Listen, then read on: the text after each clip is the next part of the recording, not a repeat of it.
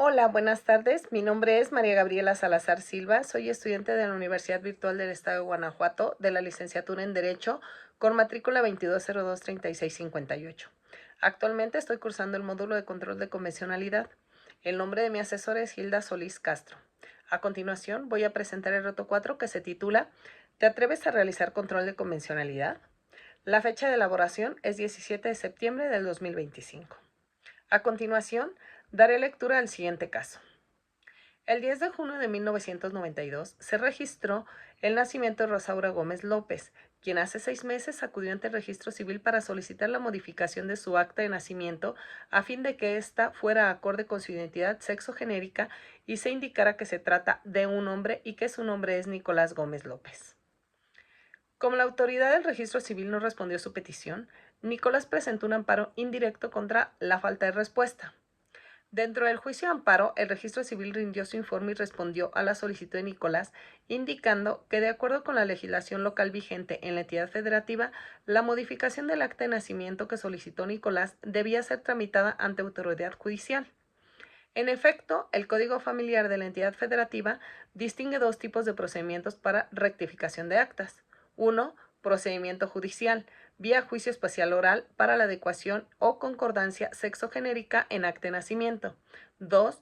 Procedimiento administrativo ante el registro civil para el cambio de apellidos en casos de reconocimiento voluntario de un hijo. ¿Qué harías si fueras juez de distrito y estuvieras conociendo del amparo indirecto? A. Niegas el amparo confirmando que el trámite debe realizarse por vía judicial o B.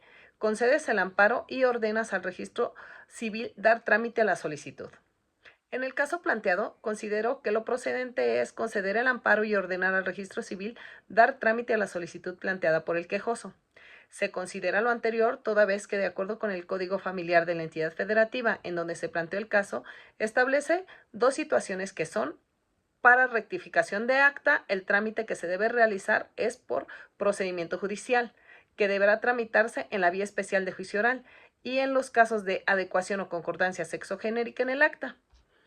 El segundo caso es un procedimiento administrativo ante el registro civil para los cambios de apellido en caso de reconocimiento voluntario de un hijo.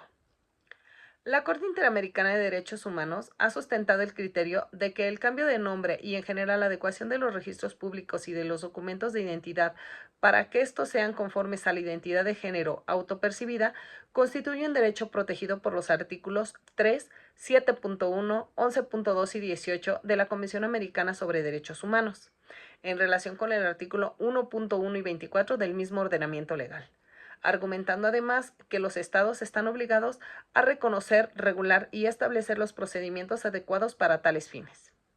En tal situación tenemos que, si bien es cierto, la normatividad de la entidad federativa donde se generó el caso planteado establece un procedimiento para la modificación del acta de nacimiento, para la adecuación o concordancia sexogenérica.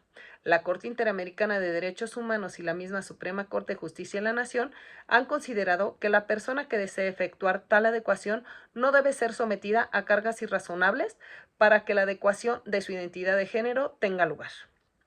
El artículo primero de la Constitución Política de los Estados Unidos Mexicanos establece: artículo primero.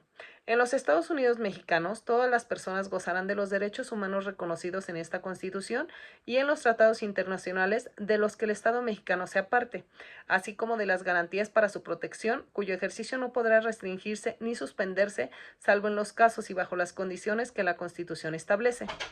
Queda prohibida toda discriminación motivada por origen étnico o nacional, el género, la edad, las discapacidades, la condición social, las condiciones de salud, la religión, las opiniones, las preferencias sexuales, el estado civil o cualquier otra que atente contra la dignidad humana y tenga por objeto anular y menoscabar los derechos y libertades de las personas. Se puede observar que el artículo antes citado reconoce la dignidad humana como base y condición de todos los demás derechos. Por otra parte, la Suprema Corte de Justicia de la Nación toma el criterio de que del derecho la dignidad humana se desprenden todos los demás derechos que son necesarios para que los individuos desarrollen integralmente su personalidad. Entre los derechos se encuentran derecho a la vida, a la integridad física y psíquica, al honor, a la privacidad, al nombre, a la propia imagen, al estado civil, al propio derecho a la dignidad personal, al libre desarrollo de la personalidad.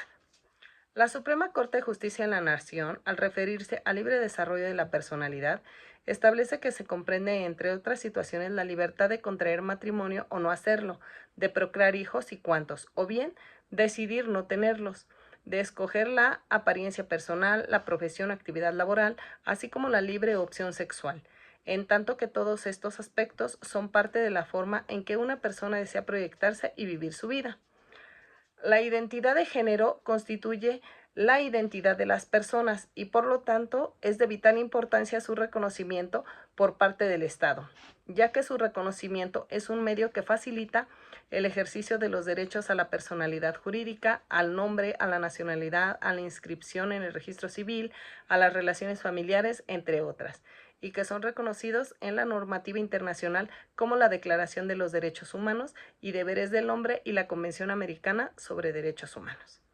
La Suprema Corte de Justicia de la Nación ha señalado que tratándose de personas transexuales que por su condición son objeto de rechazo y discriminación, el legislador debe implementar mecanismos necesarios para el reconocimiento, tutela y garantía de sus derechos fundamentales, para lo cual es de suma relevancia que puedan adecuar su sexo psicológico al legal, lo que solo se logra a través de la ratificación registral del sexo y del género, de lo contrario se negaría su derecho a la identidad personal. Ahora bien, como se señaló, la normatividad de la entidad federativa donde se generó el caso que se analiza sí contempla la posibilidad de que las personas acudan a una instancia judicial para iniciar el trámite que permita a la persona interesada la adecuación o concordancia sexogenérica del acta de nacimiento. También existe el supuesto de realizar un procedimiento administrativo ante el registro civil para el cambio de apellidos en casos de reconocimiento voluntario de un hijo. Tomando en consideración estos dos supuestos, podemos considerar que se trata de datos esenciales en las actas, es decir, el cambio por adecuación o concordancia por sexo o género, y en el caso del reconocimiento voluntario de un hijo, ambos casos implican cambios esenciales en las actas. Sin embargo, en un caso se obliga a la persona a substanciar un procedimiento ante una autoridad jurisdiccional y en el otro un trámite que puede realizar de manera administrativa, no obstante que el fin es el mismo y tiene los mismos alcances, por lo que esa distinción relacionada al tipo de procedimiento que se debe realizar carece de fundamento, es decir, no existe un razonamiento lógico jurídico, no existe un fundamento objetivo y razonable que permita entender por qué a uno y a otro supuesto se le da un trato desigual. Es importante señalar que en el caso de seguir un procedimiento jurisdiccional para la modificación del acta de nacimiento en los términos solicitados por el quejoso y en caso de obtener una sentencia favorable, se ordenaría que la sentencia se inscriba en el registro civil como una nota marginal. Por consiguiente, la publicidad del acta con esos datos, eso violentaría sus derechos fundamentales del quejoso, ya que el acta de nacimiento con la nota marginal propicia que dicha persona exteriorice en todas sus actividades su vida anterior, generando posibles actos discriminatorios. Conclusión. Por lo anterior, se considera que se debe otorgar el amparo al quejoso para efecto de que el registro civil realice la corrección del acta, ya que es el procedimiento que le resulta más favorable en cuestión de tiempo y costo, además de acuerdo a la interpretación de convencionalidad que más le favorece al quejoso y de acuerdo con las normas que se le deben aplicar. Por mi parte es todo. Gracias.